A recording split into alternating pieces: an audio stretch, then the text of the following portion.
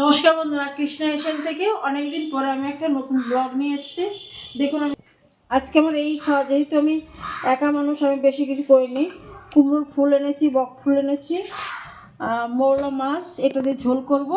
আচ্ছা, বেগুন দিয়ে আর পেঁয়াজ করে দিয়ে, খুব বেশি ঝোল করব না, অল্প একটু মাখা মাখা ঝোল করব। এদিকে আমি চালটা ধুয়ে রেখেছি, এবার আমি ভাতটা বসিয়ে দেবো আর এই তরকারিটা বসাবো। আমি এবার কড়াইটা বসিয়ে দিচ্ছি। মাছটা এবার আমি বসাবো, তার জন্য নুন হলুদ মাখছি মাছে।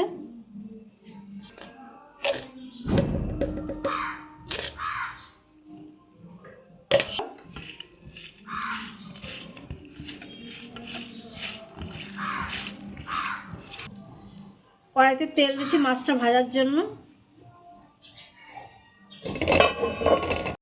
ভাতের জন্য গরম জল বসিয়েছি, জলটা গরম হলে চালটা দেবো। আমি মাছটা এবার ভেজে নিচ্ছি।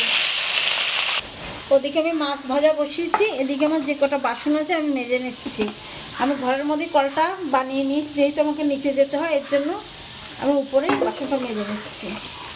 ভাজাটা হয়ে গেলে মাছ ভাজা তুলে নিচ্ছি। বেগুনটা আমি ভেজে নিচ্ছি।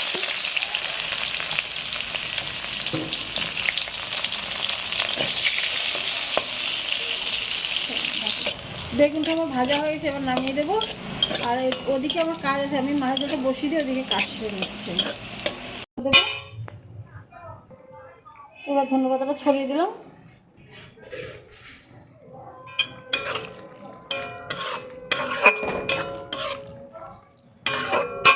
এসে ভাতটা হয়েছে, ভাতটা নামিয়ে দেবো, তরকারিটা নামিয়ে দিচ্ছি।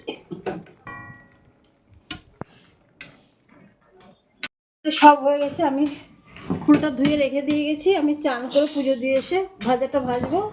রান্নাবাড়ি সব হয়েছে, মাজা ঘষা হয়ে গেছে। এবার আমি একদম ব্যাটারটা মেখে নিয়েছি।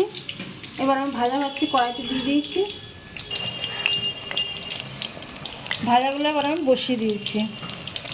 দেখুন, আমার বড়াটা ভাজা হয়ে গেছে, আমি ওই বড়াটা নিয়ে নিচ্ছি। আর এদিকে আমি শিম ভর্তা করেছি, আপনারা শর্ট ভিডিও দেখতে পাবেন।